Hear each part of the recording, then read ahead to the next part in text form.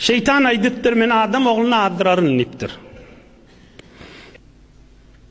Allah Azze ve Celal aydıptır şu adam oğlunu ta can qarqara gelyençe canı ahırkı lehze gelyençe Hudaya men yanlıştım deydi kafini açık koyacak deyiptir.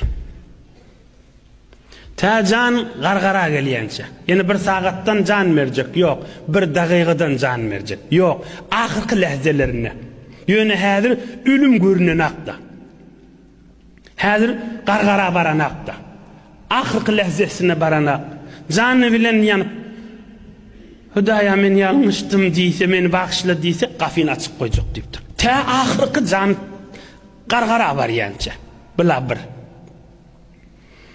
her hatsan Rabbim eyem deyipti dilese menden dünyasını verir ne ahiretini verir deyiptir. Hiç boş qaytaracak deyiptir adam oğlunu. Her hatsan Hudaya meni bağışla men yazdığım öt men günahkar oldum deyse meni günahsını geçecek deyiptir. İnni Kur'an-ı Kerim'de lemen tabi'ake minhum le'emle'enne cehenneme minkum ecma'in İmme ta ölünce şeytanın yüzüne düşüp geçse onu doğuda kaların deyiptir. Ta ahir katrat, ahir cennet çeli. Can çıkıya gitti ya Hudaya men bağışla deymen tabi olup geçse yüzüne düşse onu cehennem oduna saların deyiptir.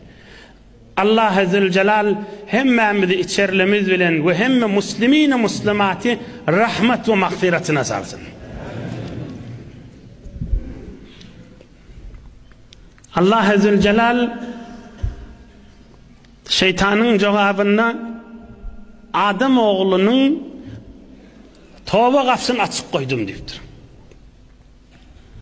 Şeytanın paltasını daşa vurmadan çürüyüm. Ay men günahımken men ya bir tofor fakir ay diye bir toforlun kefini içtiptir ya şeytan vasvas etiptir. Ay men ahiretim yok bana diye. Ahiretin var sana. Şeytan ay diye ahiretin yok deyip. Şeytan galat ay diye Allah lanet etsin onu.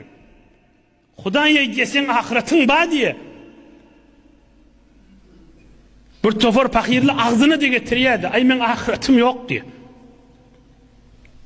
Kim ay diye ahiret yok diye. Allah ay diye ahiret var diye sana diye. Ta can qarqara gelyençe. Hudaya men bağışla deysen bağışlayacak diye. Nedir aytmalı men ahiretim yok diye. Ay men ozulken günah ettim. Ohum inni günahlarımı etberdim ha. Onu da Huday men tövbamı kabul etmedik yali.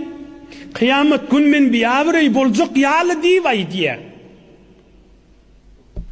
Halis şeytanın vasvasası.